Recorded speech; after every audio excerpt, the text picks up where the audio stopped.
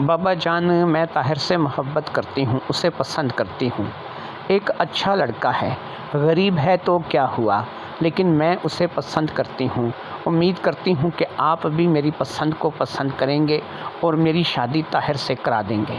میں طاہر کے علاوہ کسی کے ساتھ اپنی زندگی کو گزارنے کا سوچ بھی نہیں سکتی۔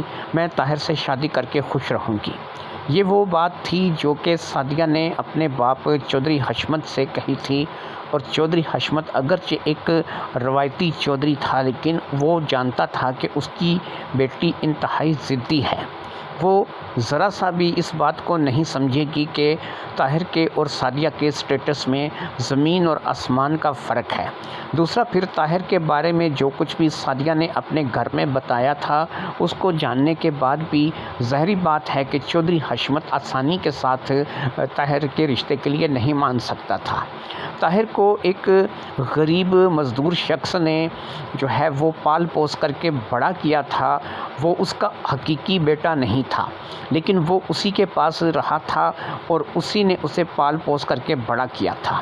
وہ مزدور جس کا نام اختر حسین تھا، وہ ایک ٹانگ سے معذور ہو چکا تھا اور اب گھر بھر کی ساری ذمہ داری خود طاہر کے کندھوں پر آ گئی تھی۔ ایک مڈل کلاس فیملی سے تعلق رکھتے ہوئے طاہر اپنے نہ صرف کے تعلیمی اخراجات کو پورا کر رہا تھا، بلکہ اس گھر کو بھی سنبھالنا تھا جس میں وہ پلا بڑا تھا۔ اختر حسین اور اس کی بیوی زرینہ نے طاہر کو ایک یتیم خانے سے گود لیا تھا، کیونکہ ان کی کوئی اولاد نہیں تھی، اور وہ یتیم خانے سے گود لیا گیا ایک بچہ تھا جسے ان دونوں نے بڑے ناز و نم سے پرورش کیا تھا۔ طاہر کچھ ضرورت سے زیادہ ہی عقل مند اور ہوشیار نکلا تھا، اس لیے اس نے پڑھائی میں اپنے آپ کو بڑا اچھا ثابت کر دکھایا تھا۔ اختر حسین اگرچہ ایک مزدور تھا، لیکن اس نے کوشش کی تھی کہ وہ اپنے بیٹے کو اچھی سے اچھی تعلیم دلائے، اور پھر اس نے اپنے بیٹے کو کالج یونیورسٹی لیول تک پڑھنے کے لیے بھیجا تھا۔ یہاں پہنچ کر کے طاہر نے خود بھی کام کرنا شروع کر دیا تھا، کیونکہ اختر حسین کی ٹانگ ایک حادثے میں کٹ گئی تھی اور وہ بیچارہ محنت مزدوری کرنے کے قابل نہیں رہا تھا۔ زرینہ خاتون اب بھی گھر میں بیٹھ کر کے لوگوں کے کپڑے وغیرہ سی کر کے کچھ نہ کچھ کما لیتی تھی، جس سے گھر کا خرچہ اخراجات چلتے تھے۔ اور ایسی سچویشن میں ظاہری بات ہے کہ جب طاہر جیسے لڑکے کو سعدیہ جیسی امیر زادی کا پیار مل جائے، اور سعدیہ جیسی امیر زادی جو کہ بڑی گاڑی پر کالج آئے اور بڑی گاڑی سے کالج میں واپس جائے، تو ایسی لڑکی اگر سعدیہ طاہر کے پیار میں مبتلا ہو جائے تو یہ طاہر کے لیے بہت بڑی بات تھی۔ طاہر کوئی لالچی انسان نہیں تھا، اسے اس بات کا علم تھا کہ وہ ایک محنت کش انسان کا بیٹا ہے، اور یہاں پر بھی وہ اپنی محنت کے بلبوتے پر پہنچا ہے۔ اس نے سعدیہ کو اس بات کے لیے صاف صاف سنا دیا تھا کہ ٹھیک ہے کہ تم مجھ سے محبت کرتی ہو، اور ایسا میں بھی نہیں کہوں گا کہ میں تم سے محبت نہیں کرتا، لیکن سوال یہ ہے کہ تم ایک بہت بڑے چودھری کی بیٹی ہو جس کا اس پورے شہر میں طوطی بولتا ہے، اور ہر چوتھا بندہ آپ کے باپ کو پہچانتا ہے۔ ایسے میں چودھری حشمت کی بیٹی سعدیہ کے ساتھ میں شادی کر کے اپنا گھر آباد کیسے کر سکتا ہوں؟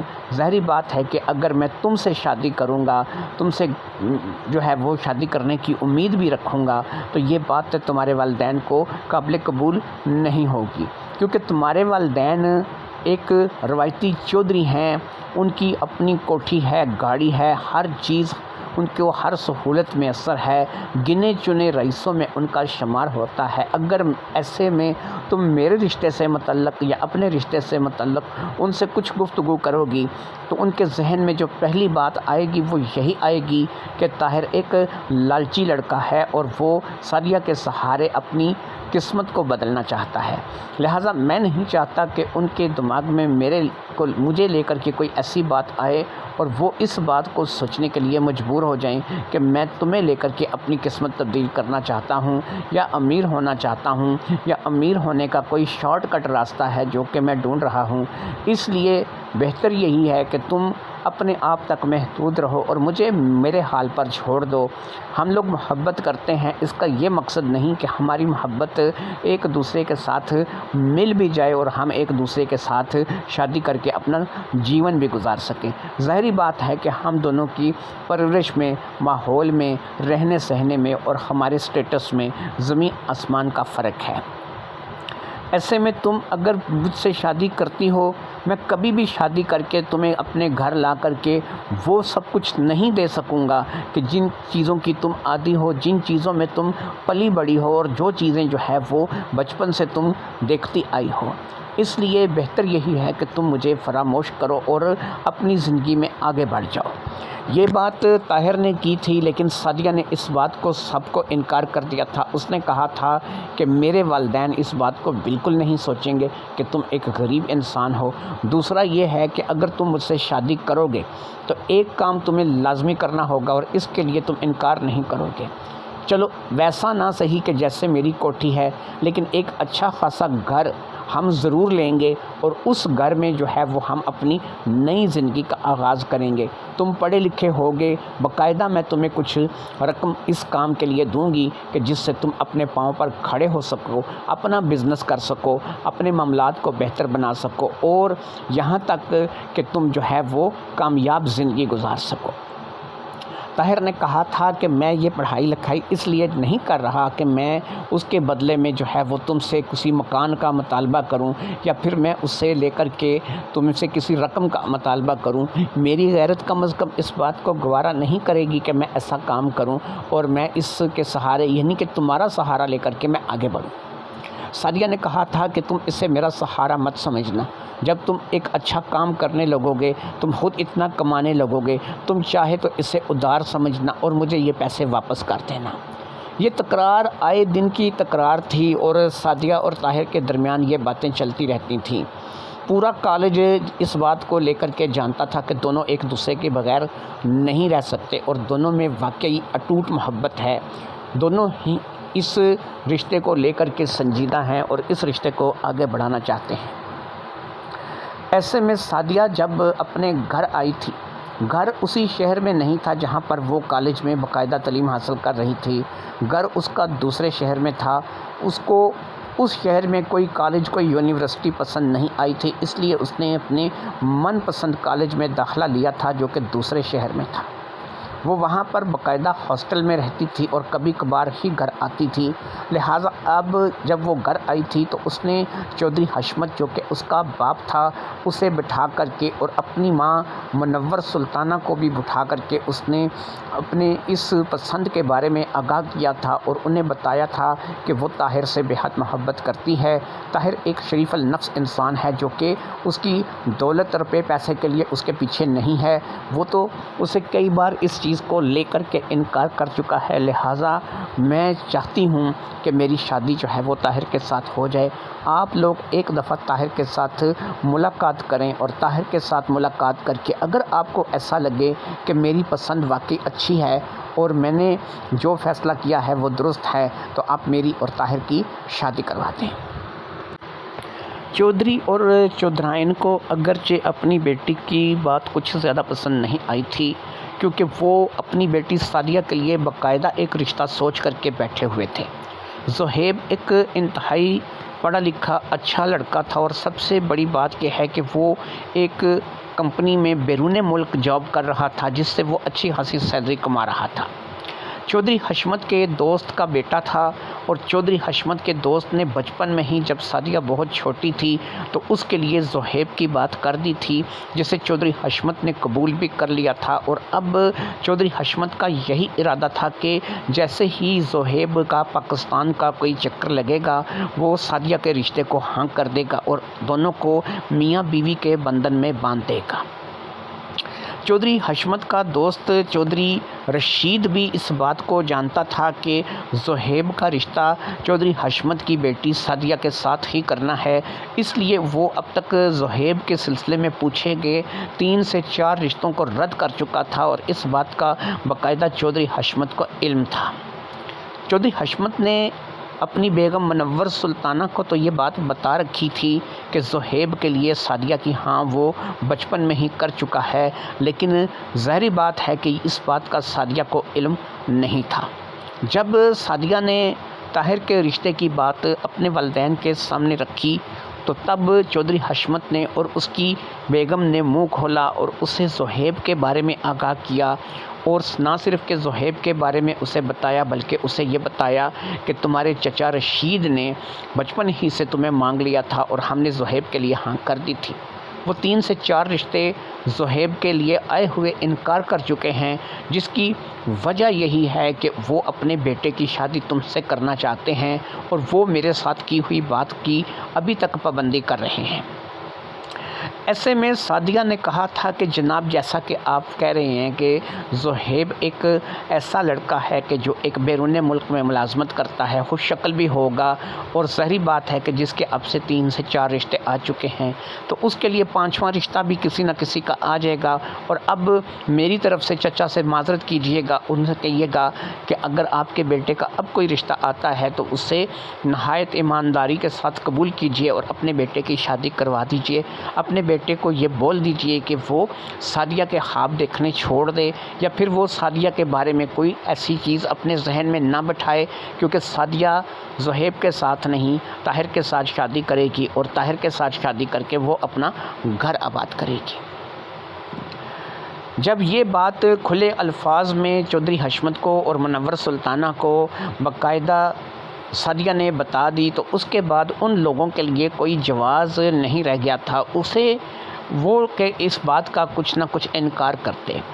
انہیں ایک بات کا پتہ تھا کہ سعدیہ انتہائی ضدی اور خود سر لڑکی ہے، وہ اچھی بھی بہت ہے، اور جب وہ اپنی آئی پہ آتی ہے تو وہ بری بھی بہت ہے۔ وہ نہیں چاہتے تھے کہ وہ سعدیہ کو اپنے ہاتھ سے گنوا دیں، کیونکہ سعدیہ ان کی اکلوتی اولاد تھی، کم از کم اب ان کی وہ اکلوتی اولاد تھی۔ بچپن میں ہی ایک حادثے کی وجہ سے وہ اپنے بیٹے کو کھو چکے تھے، اور بیٹے کے کھونے کے بعد اب ان میں اتنی ہمت نہیں تھی کہ وہ سعدیہ کا سامنا کر سکتے اور سعدیہ کو بھی کھو دیتے۔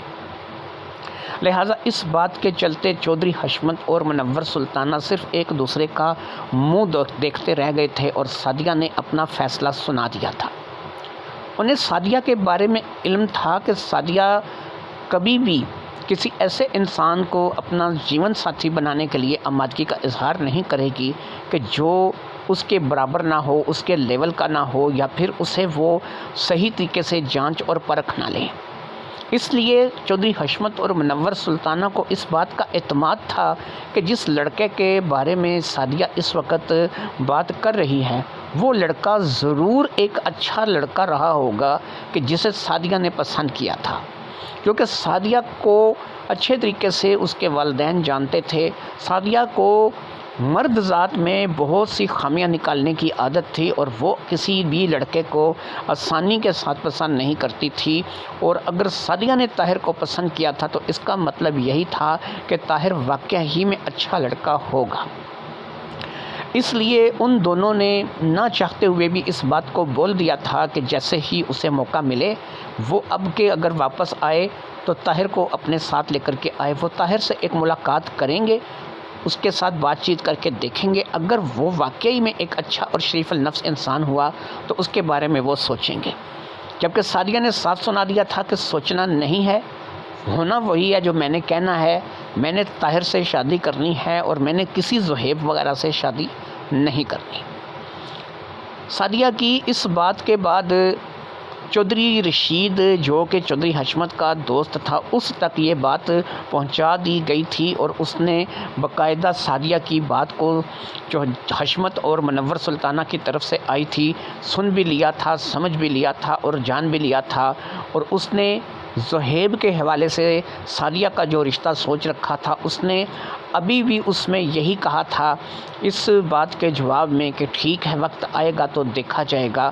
اگر سعدیہ بیٹی کسی کو پسند کر بیٹھی ہے تو یہ ضروری نہیں ہے کہ وہ پسند اس کی آخری اور پہلی پسند ہو سکتا ہے کہ انسان کے مزاج بدلتے رہتے ہیں، انسان وقت کے ساتھ ساتھ اپنے آپ کو تبدیل کرتا رہتا ہے، تو ہو سکتا ہے کہ کل کو سعدیہ زہیب کو پسند کرنے لگے اور طاہر اسے ناپسند ہو جائے۔ یہی وہ بات تھی جس کو لے کر کے چودھری رشید کو اب بھی امید تھی۔ اس نے اس بات کا برا نہیں مانا تھا کیونکہ وہ چودھری حشمت کو اچھے طریقے سے جانتا تھا اور اسے پتہ تھا کہ سعدیہ کیسی لڑکی ہے۔ وہ سعدیہ کی کافی حد تک سعدیہ کا مزاج آشنا تھا اور چودھری رشید کو بھی سعدیہ کی خود سری اور ضدی طبیعت کا پتہ تھا۔ اس لیے اس نے چودھری حشمت اور منور سلطانہ کو اس بات کے لیے آمادہ کیا تھا کہ آپ لوگ فکر نہ کریں، یہ لڑکی خود سر اور ضدی ہے لیکن سمجھدار بھی ہے۔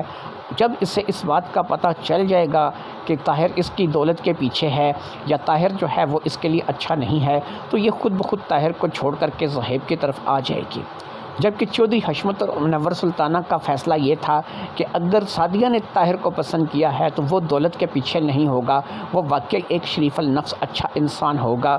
اور اس بات کا ظاہری بات ہے کہ چودھری رشید کو علم نہیں ہے کیونکہ سعدیہ کی پسند جو ہے وہ لاکھوں میں ایک ہوتی ہے اور اس بات کا اندازہ چودھری رشید کو نہیں ہے۔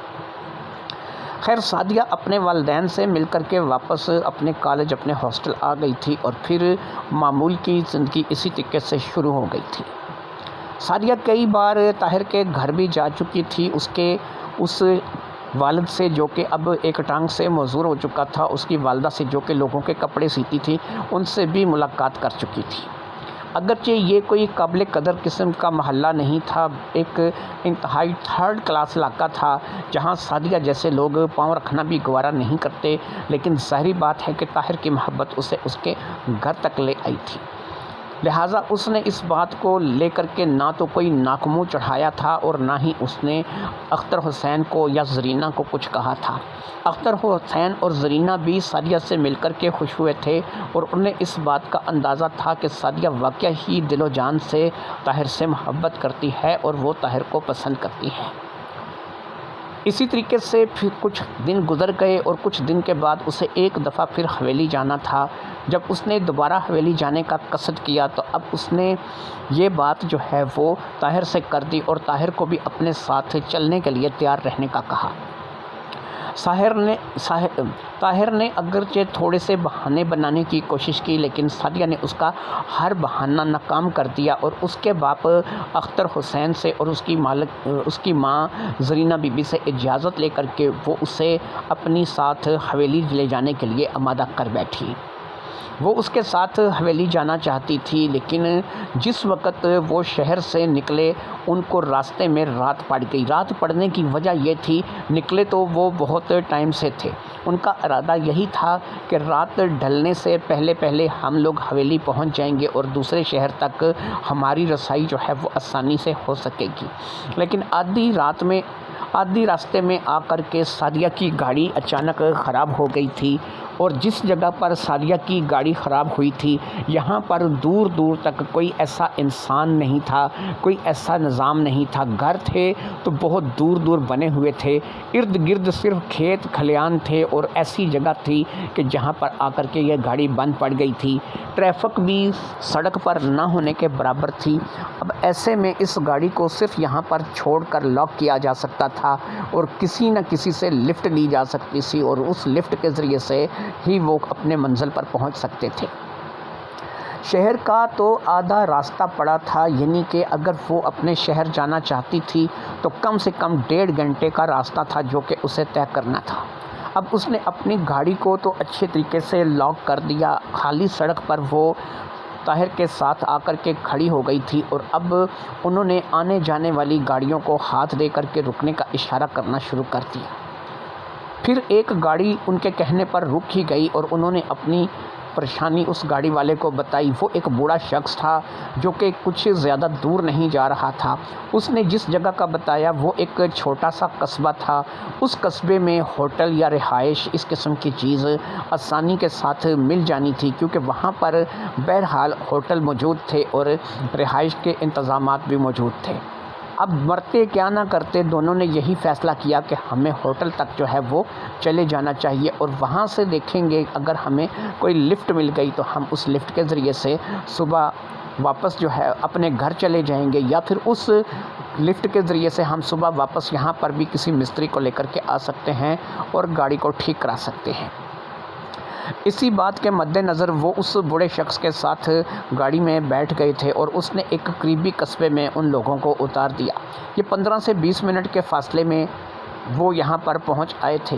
وہاں پر واقع ہی کچھ ہوٹل بنے ہوئے تھے جو کہ رہائش کے لیے تھے، اور یہ کوئی VIP 5 سٹار یا 7 سٹار ہوٹل نہیں تھے، مناسب سے ہوٹل تھے جہاں پر چارپائی بستر وغیرہ مل جاتا تھا، یا پھر رہائش کے لیے کمرہ بھی مناسب داموں پر مل جاتا تھا۔ دونوں کیونکہ کالج اسٹوڈنٹ تھے، دونوں کے پاس ان کی ID موجود تھی، اس لیے دونوں نے اپنے کمرے کے لیے اپلائی کیا اور وہاں پر ریسیپشن پر بیٹھے ہوئے مرد سے انہوں نے کمرے کے لیے کہا۔ دونوں علیحدہ علیحدہ کمرہ لینا چاہتے تھے کیونکہ بہرحال دونوں میں کیسا ہی رشتہ کیوں نہ ہو، لیکن ایک حد بندی تھی جو کہ دونوں کے نزدیک تھی، اور وہ حد بندی جو تھی وہ اس لیے تھی کہ دونوں ہی ابھی صرف محبت کے سفر پر رواں دواں تھے، ان کے درمیان اور کچھ بھی معاملات ایسے نہیں تھے۔ لیکن اس ہوٹل والے نے، جس ہوٹل والے کے پاس یہ گئے تھے، علیحدہ علیحدہ کمرے کے لیے نہ کر دیا۔ اس نے کہا ایک ہی کمرہ خالی ہے، اور اگر آپ لوگ اس کمرے میں رہائش اختیار کرنا چاہیں تو آپ کو رہائش دی جا سکتی ہے، کیونکہ اس وقت صرف ایک ہی کمرہ ہے، باقی سارے کمرے لگے ہوئے ہیں۔ ایسے میں دونوں ایک دوسرے کی شکل دیکھنے لگے۔ قریبی کوئی اور ہوٹل بھی نظر نہیں آ رہا تھا۔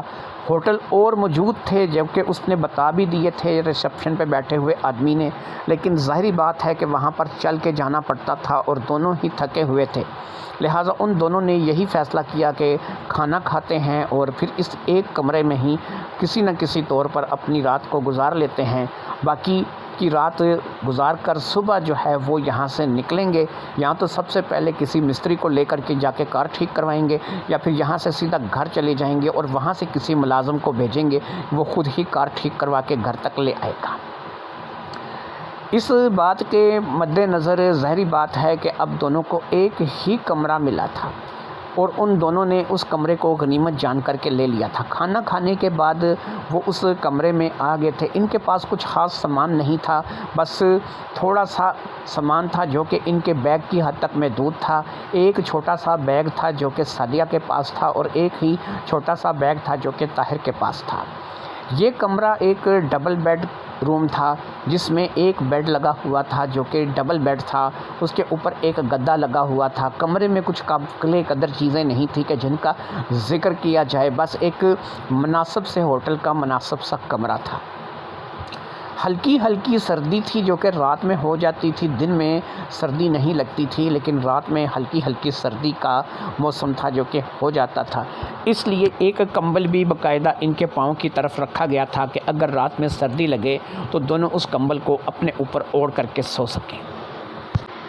اگرچہ یہ کمرہ سعدیہ کے رہنے کے شایان شان نہیں تھا، لیکن ظاہری بات ہے کہ وہ دونوں اس وقت رہنے پر مجبور تھے، کسی اور جگہ بھی نہیں جا سکتے تھے۔ کھانا کھا چکے تھے اور کھانا کھانے کے بعد انہوں نے باقاعدہ سے چائے وغیرہ بھی پی لی تھی، اور اب ان کا ارادہ یہی تھا کہ وہ سو جائیں، لہٰذا انہوں نے دیر نہیں لگائی اور کھانا کھانے کے فوراً بعد وہ دونوں ہی سونے کے لیے لیٹ گئے۔ ڈبل بیڈ پہ کافی جگہ ہوتی ہے، اس لیے دونوں نے اپنی اپنی ایک حدود مقرر کر لی تھی اور اس حد کو رکھ کر کے وہ دونوں لیٹ گئے تھے۔ جیسے جیسے رات مزید ڈلنے لگی، سردی کا آغاز ہونے لگا اور رات ٹھنڈی ہوتی چلی جا رہی تھی، پھر انہوں نے وہ کمبل بھی اپنے پاؤں پر سے اٹھا کر کے اپنے اوپر اوڑھ لیا اور آدھا آدھا بستر بانٹ کر کے دونوں ہی سونے کے لیے لیٹ گئے۔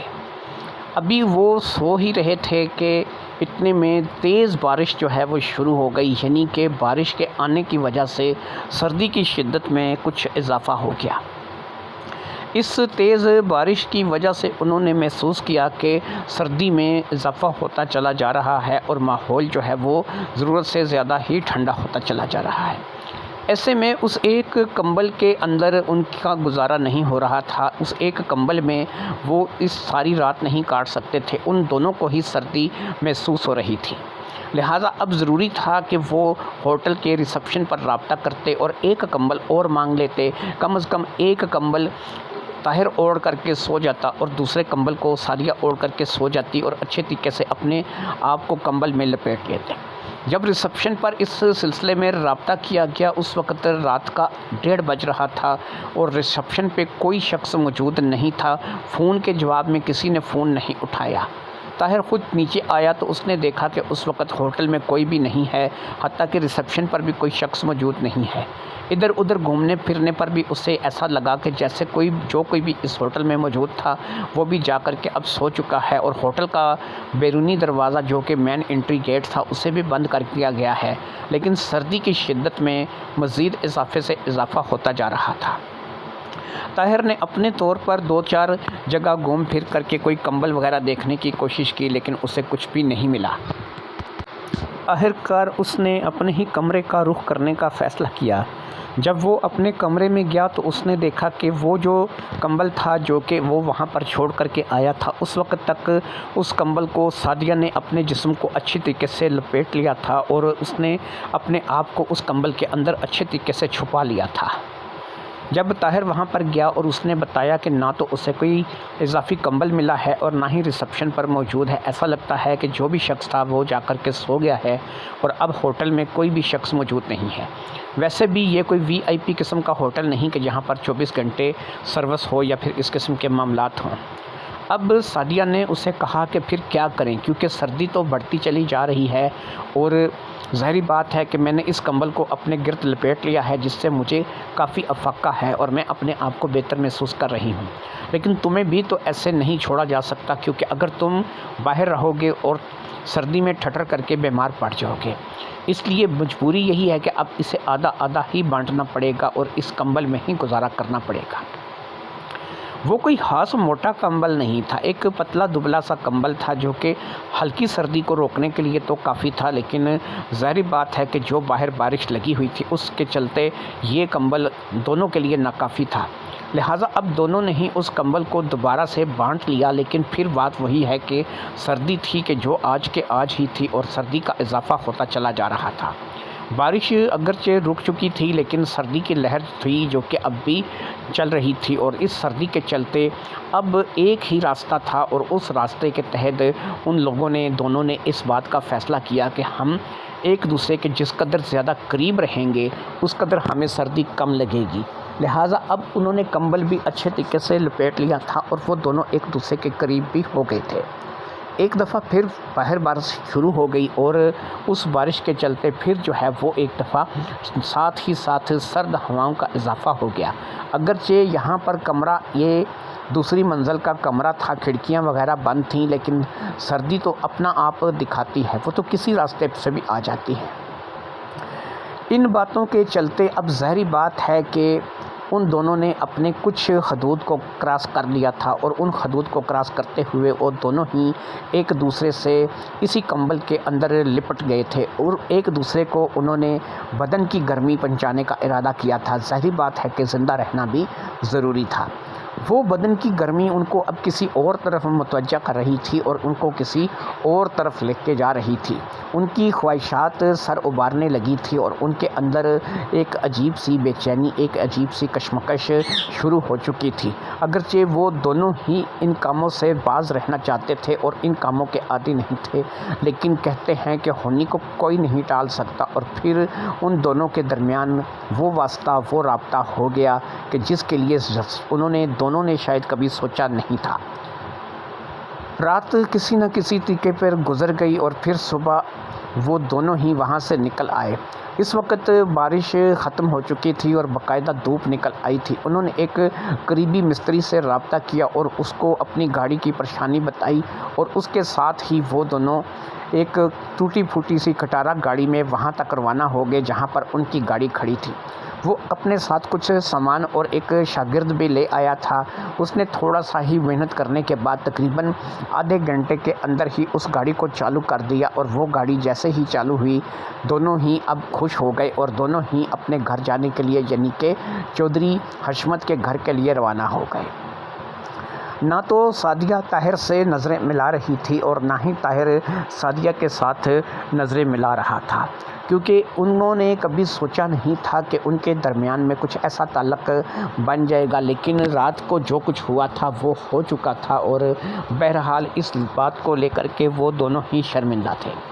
شادی سے پہلے ایسا تعلق وہ اپنے درمیان جائز نہیں سمجھتے تھے۔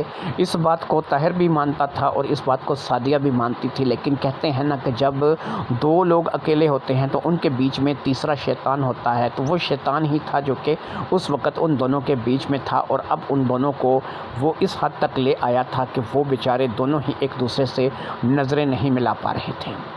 قریب 1.5 گھنٹے کی ڈرائیونگ کے بعد سعدیہ اپنے گھر پہنچ گئی تھی، اور پھر اس نے جیسے ہی اپنے گھر آمد کا اعلان کیا، اس کے والد، اس کی والدہ اور 2-4 نوکر جو کہ گھر میں تھے وہ دوڑے بھاگے چلے آئے۔ سعدیہ سے اس کا بیگ لے لیا گیا تھا، اور اسی طریقے سے طاہر سے بھی اس کا بیگ لے لیا گیا تھا۔ طاہر کا بیگ ایک الگ کمرے میں پہنچا دیا گیا تھا، اور سعدیہ کا بیگ اس کے اپنے کمرے میں پہنچا دیا گیا تھا۔ اب دوپہر کے کھانے پر ہی چودھری حشمت سے ملاقات ہونی تھی، کیونکہ چودھری حشمت اور منور نے ظاہری بات ہے کہ اپنی بیٹی کے آنے کی خوشی میں بہت سے پکوان بنا رکھے تھے، لہٰذا کھانے کی ٹیبل پر طاہر کی، چودھری حشمت کی، منور سلطانہ کی اور پھر اسی طریقے سے سعدیہ کی آپس میں بات چیت چلتی رہی۔ چودھری حشمت اور منور سلطانہ باقاعدہ طاہر سے گفتگو کرتے رہے، اور تقریباً آدھے پونے گھنٹے کی گفتگو کے بعد وہ دونوں ہی میاں بیوی اس نتیجے پر پہنچے کہ لڑکا ایک شریف النفس، واقعی اچھا لڑکا ہے، خوش شکل بھی ہے، خوش مزاج بھی ہے، تو اس لڑکے کی شادی جو ہے وہ سعدیہ سے کر دینی چاہیے۔ یہ سعدیہ کی پسند ہے، اور اس لڑکے کے عزائم بھی بلند ہیں، اور یہ لڑکا ایک اچھا لڑکا ہے۔ سعدیہ کی پسند والدین کو پسند آ گئی تھی، اس بات کو لے کر کے سعدیہ خوش تھی، اور پھر ان لوگوں نے باقاعدہ اس بات کے لیے اعلان کر دیا کہ جیسے ہی تم لوگ اپنے فائنل ایگزامز مکمل کرو گے، تو جیسے ہی تم لوگوں کا رزلٹ آئے گا تو تم لوگوں کی شادی کر دی جائے گی۔ فائنل ایگزامز زیادہ دور نہیں تھے، تقریباً 1 مہینہ بھر ہی رہ گیا تھا کہ ان کے فائنل ایگزامز ہو جانے تھے، اور رزلٹ آنے میں بھی مہینے سے 1.5 مہینہ لگ جانا تھا، یعنی زیادہ سے زیادہ 3 مہینے کی دوری تھی۔ اس کے بعد یہ دونوں میاں بیوی بن جاتے اور ایک عظیم بندھن میں بن جاتے، ایک ایسے رشتے میں بن جاتے کہ جو ظاہری بات ہے کہ ان دونوں کے لیے ہی جو ہے ایک نیا بندھن تھا۔ اگرچہ ان سے ایک غلطی ہو گئی تھی، لیکن اب کیونکہ ان کو باقاعدہ اجازت نامہ مل چکا تھا کہ وہ ایک نئے بندھن میں بننے چلے جا رہے ہیں، اس لیے انہوں نے اس غلطی کو فراموش کر دیا تھا۔ 3 سے 4 دن کے بعد وہ دونوں واپس آ گئے تھے، اور پھر اپنی زندگی میں مگن ہو گئے تھے۔ امتحان سر پر تھے، اس لیے پڑھائی کرنی تھی اور جی جان لگا کر کے محنت کرنی تھی۔ دونوں نے ہی اس بات کا ٹھان لیا تھا کہ وہ کوشش کریں گے کہ اچھی اعلیٰ پوزیشن لیں، اچھے نمبر لیں، تاکہ وہ کسی نہ کسی طور پر اپنی پڑھائی کو مکمل کرنے کے بعد اپنی نئی زندگی کا بھی آغاز اچھے طریقے سے کر سکیں۔ دونوں ہی اپنی زندگی سے خوش تھے، اور دونوں ہی اپنی آنے والی نئی زندگی کا تصور کر رہے تھے۔ ایسے میں جب کہ والدین کی طرف سے اجازت مل چکی تھی، اور باقاعدہ چودھری حشمت اور منور سلطانہ نے اس بات کی اجازت دی تھی کہ وہ اب 2 سے 3 مہینے کے بعد جیسے ہی ان کا رزلٹ آئے گا ایک نئے بندھن میں بن جائیں گے، ہمیشہ کے لیے میاں بیوی بن جائیں گے، تو اب ایسے میں اس اجازت کے ملنے کے بعد انہوں نے تھوڑی سی اپنی حدود بھی کراس کرنی شروع کر دی تھی، کیونکہ ایک دفعہ اس ہوٹل کے کمرے میں حد کراس ہو چکی تھی، اور وہ اس حد تک حد کراس ہو چکی تھی جو کہ بیان سے باہر ہے۔ اب چھوٹی موٹی حدود ظاہری بات ہے کہ وہ کراس کر لیتے تھے، کیونکہ انہیں اس بات کا سرٹیفکیٹ مل چکا تھا کہ وہ بہت جلد میاں بیوی بننے والے ہیں، ایک نئے رشتے میں جڑنے والے ہیں۔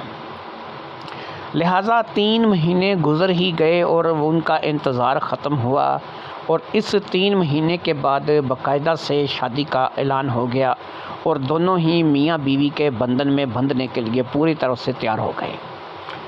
ایسے میں طاہر کے والدین یعنی کہ والد اختر حسین اور والدہ زرینہ بی بی کو بھی ظاہری بات ہے کہ ان خوشیوں میں شامل کیا جانا تھا۔ پھر ان خوشیوں کی یہ حد نہ رہی کہ ان کے لیے باقاعدہ اس شہر میں جہاں پر اختر حسین اور اس کی بیوی زرینہ رہتے تھے، ایک اچھے علاقے میں ایک ڈبل منزل کا ایسا مکان خریدا گیا کہ جس کے 3-4 کمرے اوپر اور 3-4 کمرے نیچے تھے، صاف ستھرا ہر قسم کی سہولتوں سے آراستہ مکان لیا گیا، اور اس میں ہر وہ نعمت، ہر وہ چیز ڈلوا دی گئی جو کہ ظاہری بات ہے کہ سعدیہ کے کل کو کام آنی تھی۔ یہ سارا کام کرنے کے بعد ظاہری بات ہے کہ اب اس گھر سے ہی سعدیہ کی ڈولی اور جانی تھی، اور وہیں پر جا کر کے اب اختر حسین اور زرینہ کو بھی منتقل ہونا تھا۔ ان کا پہلا مکان نہ صرف کہ چھڑوا دیا گیا بلکہ ان دونوں کو بھی وہاں پر منتقل کر دیا گیا۔ اب طاہر کا رشتہ باقاعدہ اس گھر سے ہونا تھا، اور یہیں پر جو ہے وہ شادی ہو کر کے سعدیہ کو جانا تھا۔ پھر وہ دن بھی آ گیا کہ جب طاہر کا نکاح باقاعدہ سعدیہ سے کروا دیا گیا، اور وہ دلہن بن کر کے اس گھر میں آ گئی کہ جو گھر بھی ظاہری بات ہے کہ چودھری حشمت کے پیسوں سے خریدا گیا تھا، جس گھر کی ایک ایک چیز جو تھی وہ چودھری حشمت نے دلوائی تھی، اور اس گھر کی ظاہری بات ہے کہ اگر مالکن صحیح طور پر کہا جائے تو خود سعدیہ تھی، لیکن سعدیہ نے کبھی اس چیز کا کوئی تکبر، کوئی غرور نہیں کیا تھا۔ اسے صرف اتنا تھا کہ اس کی شادی طاہر کے ساتھ ہو گئی ہے، اور وہ اپنے ساس سسر یعنی اختر حسین اور زرینہ بیگم کے ساتھ خوشی سے اپنی زندگی گزارے گی۔ اختر حسین اور زرینہ بیگم کو تو ایک کمرہ کافی تھا رہنے کے لیے، اور وہ ایک کمرہ ان کے سپرد کر بھی دیا گیا، اور ان کا سامان بھی باقاعدہ جو بھی اس گھر سے لایا گیا تھا اسے بھی ایک کمرے میں لگا دیا گیا، اور کچھ سامان جو کہ بالکل لگانے کے قابل نہیں تھا اسے ایک سٹور روم میں ڈال دیا گیا، کیونکہ ظاہری بات ہے کہ گھر میں سامان لگایا تھا اور کسی قسم کے فالتو سامان کی ضرورت نہیں تھی۔ دونوں میاں بیوی کو ایک علیحدہ کمرہ دے دیا گیا تھا، اور اب وہ دونوں وہیں پر ہی ظاہری بات ہے کہ رہنے والے تھے۔ طاہر اور سعدیہ نے اوپر والی ساری منزل اپنے نام کر لی تھی، یعنی وہ وہاں پر رہنے لگے تھے۔ اگرچہ ان کے رہنے کا کمرہ بھی ایک ہی تھا، لیکن ظاہری بات ہے کہ اوپر والا سارا حصہ ان کے انڈر میں تھا، اور وہ وہیں پر رہنے والے تھے، اور انہوں نے وہیں پر ہی رہنا تھا اور وہیں پر رہ کر کے اپنا وقت گزارنا تھا۔ ہنسی خوشی کی رات آ گئی، سہاگ رات آ گئی، سہاگ رات گزر گئی، اور پھر اسی طریقے سے زندگی کا آغاز ہو گیا۔ اب اسی روٹین سے زندگی چل نکلی کہ کبھی کبھار چودھری حشمت اور منور سلطانہ یہاں پر ان سے ملنے کے لیے آ جاتے، اور کبھی کبھار یہ لوگ ان سے ملنے کے لیے چلے جاتے، اور اسی طریقے سے یہ آمد و رفت شروع ہو گئی۔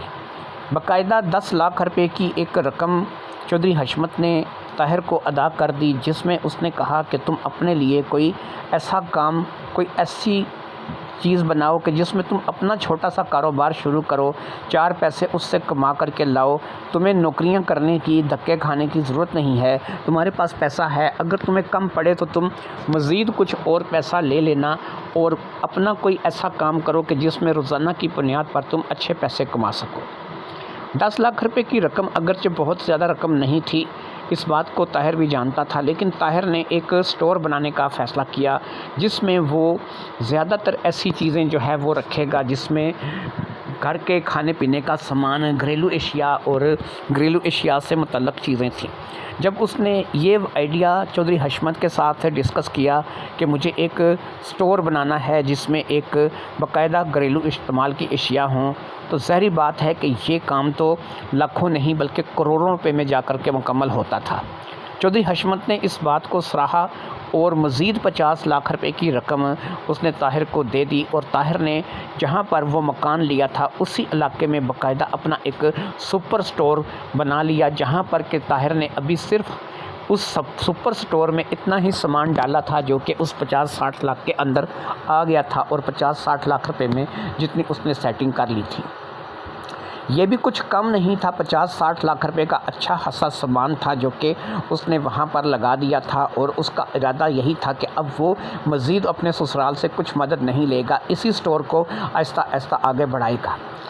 لوگ آنے لگے اور وہاں پر اچھی بکری ہونے لگی اور وقت تھا کہ وہ اچھے طریقے سے گزرنے لگا، اچھی آمدنی بھی تھی۔ ظاہری بات ہے کہ سعدیہ کو اس بات کا احساس تھا کہ اس کا شوہر کیا کماتا ہے، لہٰذا اس نے بھی اپنی خواہشات پر روک لگا رکھی تھی، اپنے آپ کو اسی کے مطابق سے چلانے کی کوشش کرتی تھی کہ جتنا اس کا شوہر کماتا تھا۔ اگرچہ اچھی آمدنی تھی لیکن ظاہری بات ہے کہ سعدیہ جس ماحول میں پلی بڑی تھی اس کے لیے یہ چیزیں ناکافی تھیں۔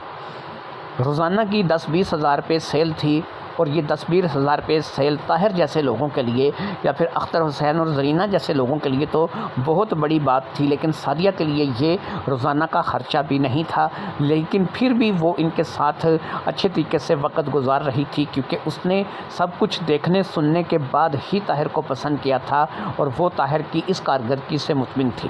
اسے پتہ تھا کہ اگر آج اتنی سیل ہے کل یہی سیل لاکھوں میں چلی جائے گی اور تب بھی فائدہ جو ہے وہ سعدیہ کا ہی ہوگا۔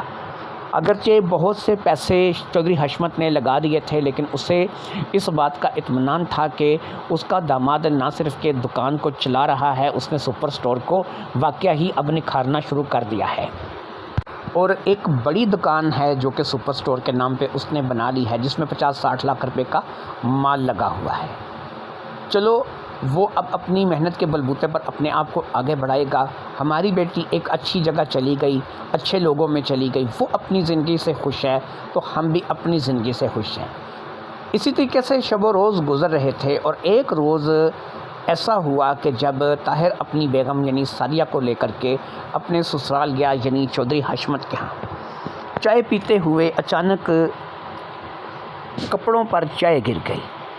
ہوا کچھ یوں تھا کہ ایک دم سے ہی سعدیہ اٹھی تھی اور ساتھ ہی بیٹھا طاہر جو ہے وہ صوفے پر بیٹھا چائے پی رہا تھا، تو جیسے ہی سعدیہ اٹھی سعدیہ کا دوپٹہ ہاتھوں کے ساتھ ہوتا ہوا اس چائے کے ساتھ ٹکرایا اور دوپٹے کو نکالنے کے چکر میں یا دوپٹہ گندا نہ ہو اس چکر میں طاہر فٹافٹ سے اٹھنا چاہا اور اس اٹھنے کے چکر میں وہ چائے الٹ گئی۔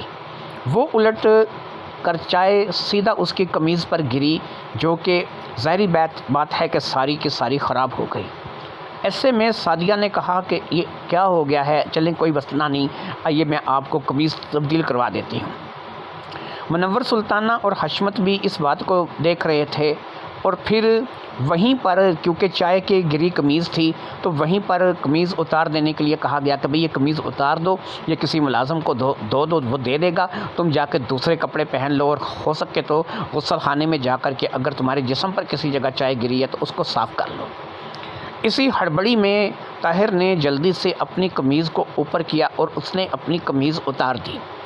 اس نے نیچے بنیان بھی نہیں پہن رکھی تھی، شلوار قمیض کا اس نے سوٹ پہن رکھا تھا جس میں شلوار کو کوئی بھی داغ نہیں لگا تھا اور وہ بالکل ویسی کی ویسی تھی، صرف قمیض ہی تھی جو کہ اس چائے کے گرنے سے متاثر ہوئی تھی۔ لہٰذا جیسے ہی طاہر نے اپنی قمیض کو اتار کر کے سائیڈ پر رکھا جو کہ ایک ملازمہ نے فٹافٹ سے آ کر کے پکڑ لی، اب وہ دوسری قمیض پہننا چاہتا تھا جو کہ سعدیہ نے اسے کہا کہ آپ اندر آئیں اور پہلے آپ غسل خانے سے ہو کر کے آ جائیں، اگر کوئی چائے وغیرہ گری ہے تو اس کو صاف کر کے آئیں، آپ اندر آئیں، میں آپ کو دوسرے کپڑے دیتی ہوں۔ ابھی یہ بات چیت سعدیہ اور طاہر کے درمیان میں جاری تھی کہ طاہر کے پیٹھ کے پیچھے ایک نشان تھا، ایسا لگتا تھا جیسے چاند یا تارا بنا ہوا ہے لیکن وہ بالکل چاند یا تارا نہیں تھا، لگتا ایسا تھا کہ چاند یا تارا بنا ہوا ہے۔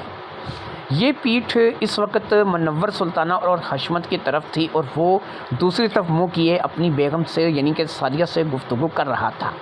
اس نشان کو دیکھ کر کے چودھری حشمت اور منور سلطانہ ایک دم سے اٹھ کر کے اپنے صوفوں پر سے کھڑے ہو گئے، اپنی کرسیوں سے کھڑے ہو چکے تھے، انہوں نے اپنی کرسیاں چھوڑ دی تھیں، اپنے صوفے چھوڑ دیے تھے اور وہ بغور اب اس نشان کو دیکھ رہے تھے۔ چودھری حشمت فٹافٹ سے آگے بڑھا اور اس نے طاہر کے پشت پر آ کر کے اس جگہ پر باقاعدہ ہاتھ رکھ دیا اور پھر اس نشان کو غور سے دیکھنے لگا۔ منور سلطانہ بھی ہکا بکا سی نظروں کے ساتھ اس نشان کو گور رہی تھی، وہ بھی پاس آ چکی تھی۔ سعدیہ کو بھی عجیب سا لگ رہا تھا کہ اس کے والدین طاہر کی پیٹھ کے پیچھے کیا چھیڑخانی کر رہے ہیں، وہ بھی گھوم کر کے اب وہاں پر آ گئی اور اس نشان کو دیکھنے لگی۔ اب سعدیہ نے کہا کہ یہ کیا ہے، آپ اس نشان کو دیکھ کر کے اس قدر حیران کیوں ہیں اور آپ اس قدر غور سے اس نشان کو کیوں دیکھ رہے ہیں؟ چودھری حشمت اور منور سلطانہ دونوں ہی اب سعدیہ کی طرف متوجہ ہوئے۔ شاید انہیں ہوش ہی نہیں تھا کہ سعدیہ انہیں آواز دے رہی ہے۔ وہ جیسے ہی سعدیہ کی طرف متوجہ ہوئے انہوں نے کہا، نہیں، یہ نہیں ہو سکتا، اگر یہ سچ ہو گیا تو بہت بڑا گناہ ہو جائے گا، بہت کچھ ہو جائے گا۔ اب سعدیہ جو کہ ہکا بکا حیران کھڑی تھی اور طاہر بھی اس بات کو لے کر کے حیران تھا، اس نے کہا، کیا ہو گیا ہے، آپ ہمیں بتائیں کیا مسئلہ ہے؟ سعدیہ بھی یہی پوچھ رہی تھی اور طاہر بھی یہی پوچھ رہا تھا۔ اس کی بات کو نظر انداز کرتے ہوئے چودھری حشمت نے کہا، یہ بتاؤ یہ نشان کب کا ہے؟ اس نے کہا، یہ نشان تو میرے شاید بچپن کا ہے، کیونکہ میں تو جب ہوش سنبھالا تو یہ نشان میری پشت پہ موجود تھا۔ چودھری حشمت نے کہا، تم ایسا کرو کہ ذرا اپنے والدین کو خبر کر دو اور ان کو کہو کہ یہاں آ جائیں، جتنی جلدی ہو سکے وہ یہاں پر آ جائیں، ہم تمہارے والدین سے کچھ بات چیت کرنا چاہتے ہیں۔ طاہر نے کہا، ٹھیک ہے، میں والدین کو خبر کر دیتا ہوں، ان کو بلا لیتا ہوں، لیکن آپ مجھے بتائیے کہ مسئلہ کیا ہے؟ چودھری حشمت نے کہا، ان کے آنے پر ہی بات چیت ہوگی، فی الحال تم جو ہے بے فکر ہو جاؤ، ایسی کوئی بات نہیں ہے، بس تمہارے والدین آ جائیں تو پھر ان کے سامنے ہی بات کریں گے۔ چودھری حشمت اور منور سلطانہ دونوں ہی سنجیدہ لہجے میں یہ بات کر رہے تھے اور اس بات کو لے کر کے طاہر اور سعدیہ پریشان ہو گئے تھے۔ انہیں نہیں پتا تھا کہ یہ کس سلسلے میں بات چیت کر رہے ہیں، یہ اختر حسین کو اور زرینہ بی بی کو کیوں یہاں پر بلانا چاہ رہے ہیں اور انہوں نے اس نشان کو دیکھ کر کے کیا نتیجہ اخذ کیا ہے۔ لہٰذا اب دونوں ہی خاموش ہو چکے تھے۔ دونوں نے کہا کہ چلو ٹھیک ہے، ہم لوگ اطلاع کر دیتے ہیں، اختر حسین اور زرینہ رات تک یہاں پہنچ جائیں گے۔ دونوں نے زرینہ اور اختر حسین کو اطلاع کر دی اور اس اطلاع کے بدلے میں دونوں نے وہاں سے آنے کی حامی بھر لی اور انہوں نے کہا کہ انشاءاللہ ہم رات تک حویلی پہنچ جائیں گے۔ ادھر چودھری حشمت اور منور سلطانہ بڑی بے چینی کے ساتھ اس بات کا انتظار کر رہے تھے کہ کب زرینہ بی بی اور اختر حسین گھر پہ آئیں گے۔ وہ چاہتے تو طاہر کے ساتھ بھی کچھ گفتگو کر سکتے تھے، لیکن ظاہری بات ہے کہ انہوں نے طاہر کے ساتھ کچھ گفتگو کرنا مناسب نہیں سمجھا تھا۔ سعدیہ اس بات کو لے کر کے پریشان تھی، خود سعدیہ کو سمجھ نہیں آ رہی تھی کہ یہ کیا ہو رہا ہے اور یہ کس طرف بات چل نکلی ہے، کون سی ایسی بات ہے کہ جس نے چودھری حشمت کو اور منور سلطانہ کو پریشان کر کے رکھ دیا ہے، لیکن ظاہری بات ہے کہ وہ ابھی بات کرنے کی پوزیشن میں نہیں تھے۔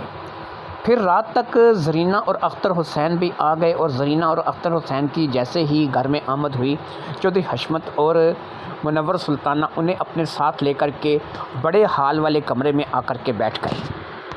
سعدیہ اور طاہر کو بھی بلا لیا گیا تھا کیونکہ وہ دونوں بھی وہاں پر موجود تھے اور اب بڑے ہال والے کمرے میں وہ لوگ بیٹھ چکے تھے۔ اگرچہ وہ لوگ تھکے ہوئے آئے تھے، فوری طور پر ان کی چائے پانی سے جو توازہ ہو سکتی تھی وہ کی گئی اور اس کے بعد چودھری حشمت اختر حسین سے متوجہ ہوا اور اختر حسین سے بات کرنے لگا۔ اس نے کہا، اختر حسین، مجھے یہ پتہ لگا ہے کہ تم نے اس بیٹے کو جو کہ طاہر ہے، اسے تم نے کسی یتیم خانے سے لیا تھا۔ میں تمہیں اسی سلسلے میں آج بلایا ہے کہ میں طاہر کے بارے میں تم سے کچھ پوچھنا چاہتا ہوں۔ اختر حسین نے کہا، ہاں یہ بات سچ ہے، ہم دونوں میاں بیوی کے کوئی اولاد نہیں تھی اور ظاہری بات ہے میں محنت مزدوری کرتا تھا اور ہمارے اتنے وسائل بھی نہیں تھے۔ ہمارے پاس جہاں پر میں رہتا تھا وہاں قریب ہی ایک یتیم خانہ تھا۔ ہمارے علاقے کا ایک بندہ وہاں سے ایک بچی اڈاپٹ کر کے لایا تو مجھے تھوڑا حوصلہ ہوا۔ میں نے اس سے پوچھا کہ یار یہ بچی تم نے وہاں سے اڈاپٹ کی ہے؟ تو اس نے، یتیم خانے والوں نے کیا تم سے کچھ لیا دیا ہے؟ اس نے کہا، نہیں لیا دیا تو کچھ نہیں ہے، بس ہم میاں بیوی تھے اور ہم نے بتایا کہ ہماری اولاد نہیں ہے، بس ہم لوگ اتنے زیادہ امیر نہیں ہیں، مزدوری کرتے اپنا کام چلاتے ہیں۔ تو تب بھی جو ادارے کا محتم تھا اس نے ایک بچی ہماری گود میں ڈال دی۔ اس نے کہا کہ چلو اس کی اچھے طریقے سے پرورش کرنا، کوئی ظلم زیادتی نہ کرنا۔ تو ہم لوگ جو ہے وہ تھوڑی توجہ رکھیں گے اور اگر تم لوگوں نے اچھے طریقے سے اسے ماں اور باپ بن کے پالا تو ہمیں بھی کوئی اعتراض نہیں ہوگا۔ تو ہم اسے لے آئے ہیں۔ جب ہم نے یہ بات سنی کہ کچھ پیسے لینے دینے نہیں پڑتے اور کوئی بیٹی یا بیٹا پرورش کے لیے مل جاتا ہے تو ہم وہاں پر پہنچ گئے۔ وہ شخص ایک بوڑھا سا انسان تھا، اچھا بھلا انسان تھا۔ ہم نے اس سے بات کی، میں نے بتایا جی کہ مکان ہم لوگوں کا اپنا ہے اگرچہ چھوٹا سا، محنت مزدوری کرتا ہوں، میری بیوی بھی لوگوں کے کپڑے شپڑے سیتی ہے، ہماری شادی کو 6-7 سال ہونے کو آئے ہیں اور ہمارے ہاں اولاد نہیں ہے۔ ایسے میں اگر آپ ہم پر مہربانی کریں اور کوئی بچی یا بچہ ہماری گود میں ڈال دیں تو ہم انشاءاللہ تعالیٰ پوری کوشش کریں گے کہ اس کی پرورش کی اچھے طریقے سے ذمہ داری نبھائیں گے، اس کو پڑھا لکھا کر کے ایک اچھا انسان بنائیں گے۔ تو پھر انہوں نے ایک بچہ لا کر کے ہمیں دیا۔ یہ بچہ چھوٹا بچہ نہیں تھا، یہ بچہ اس وقت 5-1 سال کا رہا ہوگا۔ ہم نے کہا کہ یہ بچہ تو ماشاءاللہ سے 5 سال کا ہے۔ اس نے کہا کہ اگر آپ اس کی پرورش کرنا چاہتے ہو تو اسے لے جاؤ، نہیں تو اگر آپ چھوٹا بچہ بالکل نوزائیدہ بچہ دودھ پیتا بچہ گود لینا چاہتے ہو تو وہ بھی دے سکتے ہیں۔ ہمیں یہی پسند آ گیا۔ ہم نے کہا نہیں، یہ بچہ پیارا ہے، اور پھر سب سے بڑی بات یہ ہے کہ چلو یہ ابھی 5 سال کا ہے، اس کی ذمہ داری یہ ہے کہ ہم اسے سکول داخل کرا سکیں گے، ماں باپ بن جائیں گے تو ہم اسے ہی لیں گے۔ اس نے کہا کہ اس لڑکے کا نام تو مجھے معلوم نہیں ہے، لیکن تم اپنی مرضی سے اس کا کوئی نام اپنا بیٹا کر کے رکھ سکتے ہو۔ لہٰذا ہم نے اسے لے لیا۔ اس کو لے کر کے ہم لوگ گھر آ گئے، اور گھر آنے کے بعد ہم نے اسے اپنے بیٹے کے طور پر پرورش کیا۔ یہ ہمارا بیٹا بن کر رہنے لگا۔ یہ نشان جو کہ اس کی پیٹھ پر ابھی آپ نے دیکھا ہے، یہ اس کا بچپن سے ہی تھا۔ جب زرینہ اسے نہلاتی تھی تب بھی اس نشان کو ہم لوگ دیکھتے تھے، ایسا لگتا تھا جیسے چاند اور تارا ہے، لیکن صحیح سے یہ چاند یا تارا بنا ہوا نہیں تھا، لیکن نشان ایسا ہی تھا کہ جیسے چاند اور تارا کے ٹائپ ہو۔ اب چودھری حشمت نے کہا، میں نے یہ باتیں اس لیے پوچھی ہیں اور آپ لوگوں کو اس لیے بلایا ہے کہ میں بھی آج آپ کو کچھ بتانا چاہتا ہوں۔ یہ وہ باتیں ہیں کہ جو سعدیہ کے علم میں نہیں ہے، سعدیہ کو ان باتوں کا پتہ نہیں ہے، لیکن ہم دونوں میاں بیوی اس بات کو جانتے ہیں۔ بات کچھ یوں ہے اختر میاں کہ یہ ہماری پہلی اولاد سعدیہ نہیں ہے۔ سعدیہ سے پہلے بھی ہمارا ایک بیٹا تھا، ہم نے اس کا نام علی حسن رکھا۔ علی حسن قریب 5 سال کا تھا کہ ایک دفعہ ہم لوگ گاڑی میں کہیں جا رہے تھے اور اس گاڑی پہ ایک اٹیک ہوا۔ شاید کچھ ڈاکو تھے، کچھ چور تھے جو کہ ہم سے کچھ سامان خریدنا چاہتے تھے۔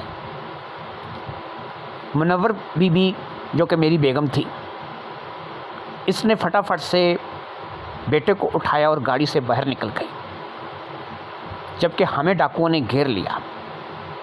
میں ان 4 یا 5 لوگوں کے آگے کچھ کر نہیں سکتا تھا، اس لیے میرے پاس جو کچھ بھی تھا وہ میں نے ان لوگوں کو دے دیا۔ وہ منور سلطانہ بی بی کے پیچھے بھی بھاگے کیونکہ ان کے گلے میں کچھ زیورات تھے۔ اب وہ ان سے زیورات چھیننا چاہتے تھے۔ میں نے بھی منور بی بی کو کہا کہ جتنی بھی جلدی ہو سکے جان چھڑا لو، اپنے زیورات ان کو دے دو۔ لیکن ایسے میں جب کہ وہ آگے بھاگ رہی تھی اور اس کے پیچھے وہ ڈاکو بھاگ رہے تھے، اس کا پاؤں پھسلا۔ قریب ایک نہر تھی جو کہ بہہ رہی تھی۔ علی حسن اس نہر میں جا گرا اور ڈاکوؤں نے میری بیگم کو پکڑ لیا۔ انہیں اپنے سونے اور زیورات سے مطلب تھا، لہٰذا وہ تو اس چکر میں لگ گئے، جبکہ منور سلطانہ بی بی یعنی اس نے شور کر دیا کہ بچہ نہر میں گر گیا ہے۔ وہاں پر کچھ اور لوگ تھے جو کہ نہر کے کنارے تھے، شاید وہ مچھلی پکڑنے آئے تھے۔ انہیں اس صورتحال کا اندازہ نہیں تھا کہ ہم لوگ لٹ چکے ہیں یا ہم پر ڈاکوؤں نے یا چوروں نے حملہ کیا ہے۔ ان میں سے کچھ لوگ پانی میں کود گئے، شاید بچے کو بچانے کے لیے، لیکن بچہ نہیں ملا۔ بچہ نہیں ملا، ہم پر ایک قیامت گزر گئی۔ وہ لوگ زیورات چھین کر کے بھاگ گئے، گاڑی وہ لوگ چھوڑ گئے تھے کیونکہ گاڑی ان کے کام کی نہیں تھی، شاید انہیں گاڑی کے ساتھ مطلب نہیں تھا۔ وہ زیورات لے کر کے بھاگ گئے۔ ہم لوگوں نے اس نہر کا چپا چپا چھان مروایا، بہت سے غوطہ خوروں کو اس نہر کے اندر اتارا، لیکن کہیں سے بچے کا کوئی پتہ نہیں چلا۔ ہم لوگ مایوس ہو گئے، رونا دھونا شروع ہو گیا، گھر آ گئے۔ ہمارے بچے کی پشت پر ایسا ہی چاند اور تارا تھا جو کہ بچپن میں پیدائش کے وقت ہی تھا۔ اس کے بعد ہم نے ڈھیر کوشش کی کہ ہمارے بچے کے بارے میں کچھ پتہ چلے، نہ تو اس کی باڈی ملی اور نہ ہی جو ہے ہمارے بچے کے بارے میں کچھ پتہ چلا۔ ہم لوگ رو دو کر چپ کر کے بیٹھ گئے۔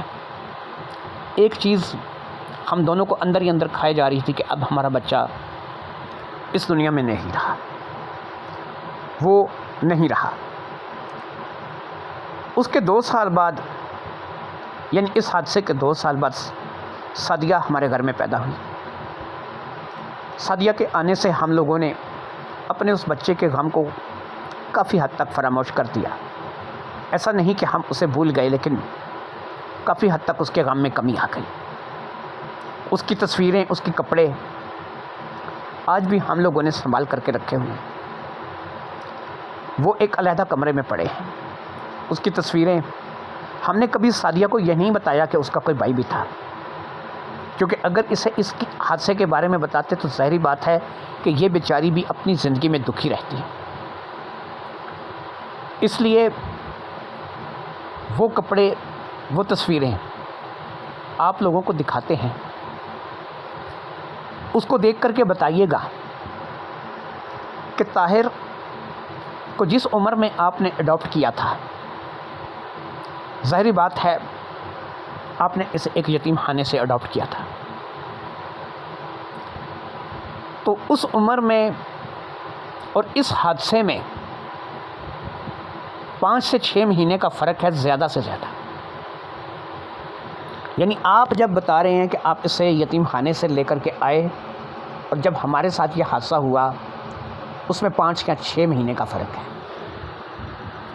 اب اس 5 یا 6 مہینے کے فرق میں شاید کسی نے اسے بچا لیا ہوگا، اور پھر جس نے اسے بچایا ہوگا اس نے اسے یتیم خانے میں داخل کرا دیا ہوگا۔ وہ خود اس کی پرورش نہیں کر سکتا ہوگا، اسے اس بات کا پتہ ہی نہیں ہوگا کہ یہ میرا بیٹا ہے۔ ایسے میں اگر اس بندے نے، جو کہ اس یتیم خانے کا محتم تھا، یہ بچہ آپ کے حوالے کر دیا اور آپ اسے لے کر چلے گئے اور آپ نے اس کی پرورش کی، تو ایسے میں اس بندے نے جس نے اسے آپ کے حوالے کیا، ظاہری بات ہے کہ اسے 5 سے 6 ماہ بعد آپ کو دیا۔ وہ تصویریں، وہ کپڑے جو اس کے تھے ہمارے پاس پڑے ہیں۔ جو سوٹ اس نے پہن رکھا تھا جب یہ حادثہ پیش آیا، اس سوٹ میں بھی اس کی تصویر ہمارے پاس موجود ہے۔ آپ دیکھیے اور دیکھ کر کے بتائیے۔ اگر یہ ہمارا علی حسن ہے تو تب بھی بتا دیجئے، اور اگر یہ کوئی اور لڑکا ہے تو تب بھی بتا دیجئے۔ ایسے میں چودھری حشمت نے منور سلطانہ کو اشارہ کیا اور وہ ایک کمرے کی طرف بڑھ گئی۔ یہ کمرہ زیادہ تر بند ہی رہتا تھا اور اس کمرے میں کوئی زیادہ جاتا آتا نہیں تھا۔ اس بات کا سعدیہ کو بھی علم تھا، لہٰذا وہ اس کمرے کی طرف گئی تھی اور اس کمرے کو پہلی بار اس نے ان سب کے سامنے کھولا تھا۔ وہ کمرے کے اندر داخل ہوئی اور پھر وہ وہاں سے بہت سے کپڑے اور بہت سی تصویریں اٹھا کر کے لے کر کے آ گئی۔ ان کپڑوں کو اس نے وہاں پر ان کے سامنے رکھ دیا۔ یہ وہ کپڑے تھے کہ جو ظاہری بات ہے کہ علی حسن کے تھے، اور یہ کپڑے علی حسن یہاں پر پہنتا تھا۔ پھر اس کے علاوہ تصویروں کا ایک البم تھا جو کہ ظاہری بات ہے کہ علی حسن کی تصویریں تھیں، اس وقت کی تصویریں تھیں کہ جب وہ یہاں اس گھر میں کھیلتا تھا، ہنستا تھا، گاتا تھا، اور یہ گھر اس کا تھا۔ اس کے والدین نے بہت سی اس کی تصویریں لے رکھی تھیں اور وہی تصویریں جو ہیں وہ ایک البم کی شکل میں انہوں نے اکٹھی کر دی تھیں کہ جب ان کے بیٹے کے ساتھ ایسا حادثہ ہوا تھا۔ ان تصویروں کو اختر حسین اور زرینہ بیگم کے سامنے رکھ دیا گیا اور وہ دونوں ہی ان تصویروں کو دیکھنے لگے۔ ان کے چہرے کے اتار چڑھاؤ اور ان کے چہرے پر موجود زلزلے جیسے آثار اس بات کو باقاعدہ بتا رہے تھے کہ یہ تصویریں واقعی ہی علی حسن کی ہیں اور جو علی حسن ہے وہی طاہر ہے۔ تصویریں دیکھنے کے بعد اختر حسین اور زرینہ بی بی نے سر اٹھا کر کے طاہر کی طرف اور سعدیہ کی طرف دیکھا۔ سعدیہ کا تو یہ حال تھا کہ کاٹو تو لہو نہیں، اس کے جسم میں تو جیسے جان ہی نہیں رہی تھی۔ وہ تو اس بات کو سن بھی نہیں سکتی تھی کہ اس کے ساتھ بیٹھا ہوا طاہر اس کا بھائی ہے اور وہ بھی سگا بڑا بھائی ہے۔ خیر حشمت اور منور سلطانہ اس بات کا اشتیاق لیے بیٹھے تھے کہ اختر حسین اور زرینہ بی بی کس چیز کا فیصلہ کرتے ہیں۔ ظاہری بات ہے کہ شریعت میں ڈنڈی تو وہ نہیں مار سکتے تھے، وہ صرف اپنے بیٹے کا گھر بچانے کے لیے یہ نہیں کہہ سکتے تھے کہ یہ علی حسن نہیں ہے، کیونکہ اگر وہ ایسا کریں گے تو ساری زندگی اللہ اور اللہ کے رسول کے مجرم رہیں گے۔ لہٰذا انہوں نے اپنا سر اٹھا کر کے بھیگی آنکھوں کے ساتھ چودھری حشمت کو کہا، ہاں یہی علی حسن ہے، یہی آپ کا بیٹا ہے اور سعدیہ کا بڑا بھائی ہے۔ یہ وہ باتیں تھیں کہ جو ظاہری بات ہے کہ منور سلطانہ اور چودھری حشمت کے اندر ایک نئی روح پھونک گئی تھیں، لیکن اس بات نے سعدیہ اور طاہر کی امیدوں پر بھی مکمل پانی پھیر کے رکھ دیا تھا۔ سعدیہ کا تو یہ حال تھا کہ کاٹو تو لہو نہیں، اور وہ تو شاید ایسا محسوس کر رہی تھی کہ وہ ابھی گر جائے گی۔ یہی حال طاہر کا بھی تھا۔ وہ ہکا بکا سا سعدیہ کو دیکھ رہا تھا، اسے اس بات کا یقین ہی نہیں آ رہا تھا کہ وہ سعدیہ کا بڑا بھائی ہے۔ اس نے اپنی چھوٹی بہن کے ساتھ نکاح کیا ہے اور اس کے ساتھ ایک ایسی زندگی گزار رہا ہے کہ جو بھائی بہن جیسی زندگی نہیں ہے۔ وہ اس کا شوہر بن کر کے اس سے پورا مستفید ہو رہا ہے۔ دونوں کے درمیان جو محبت تھی وہ بھی بھائی بہن والی کبھی بھی نہیں تھی۔ دونوں کے درمیان کبھی بھی بھائی بہن جیسا کوئی تعلق نہیں تھا، اور اب وہ دونوں سگے بہن بھائی، اور اس بات کا ظاہری بات ہے کہ اختر حسین سے یا پھر زرینہ بی بی سے زیادہ اچھا خلاصہ کون کر سکتا تھا۔ انہوں نے اسے بچپن سے پال پوس کر کے بڑا کیا تھا، ایک یتیم خانے سے لے کر کے پال پوس کر کے بڑا کیا تھا، اور ایسے میں آج وہ اس تصویر میں موجود لڑکے کو علی حسن کے طور پر پہچان رہے تھے، اور علی حسن ہی سعدیہ کا بڑا بھائی تھا اور یہی یتیم خانے سے لایا ہوا لڑکا تھا۔ کچھ لوگ اس بات سے خوش ہو گئے تھے کہ انہیں اپنا بچھڑا ہوا بیٹا مل گیا تھا، اور کچھ لوگ اس بات کو لے کر کے ظاہری بات ہے کہ ان کی تو دنیا ہی اجڑ چکی تھی۔ جن کی دنیا اجڑ چکی تھی وہ خود طاہر یا پھر علی حسن تھا اور خود سعدیہ تھی۔ اب ان کے درمیان ایسا رشتہ قائم ہو چکا تھا کہ وہ تو نظریں اٹھا کر بھی ایک دوسرے کی طرف نہیں دیکھ رہے تھے، وہ زمین میں گھڑے چلے جا رہے تھے، اور ان کو ایسا لگ رہا تھا کہ زمین پھٹ جائے اور وہ اس کے اندر سما جائیں، لیکن ظاہری بات ہے کہ ایسا انسان کی خواہش پر نہیں ہوتا۔ یہ تمام باتیں ہو چکی تھیں۔ اب چودھری حشمت سعدیہ اور طاہر کی طرف متوجہ ہوا۔ اس نے کہا کہ جانتا ہوں بچوں کہ اس وقت آپ کے اوپر کیا گزر رہی ہے، لیکن شاید تم لوگ اس بات کو نہیں جانتے کہ جب ہمارا بچہ کھو گیا تھا تو ہم دونوں کے اوپر کیا گزری تھی۔ پتہ نہیں اتنے سالوں تک ہم نے اپنے آپ کو کیسے اس بات کو چھپا کر کے، اس بات کو اپنے اندر جو ہے وہ دبا کر کے رکھا ہوا تھا۔ میں جانتا ہوں، لیکن ایک بات یاد رکھو، قدرت کے آگے انسان کا بس نہیں چلتا۔ تم دونوں میاں بیوی کی حیثیت سے ایک رشتے میں بندھ گئے، یہ بھی قدرت کا کرشمہ تھا۔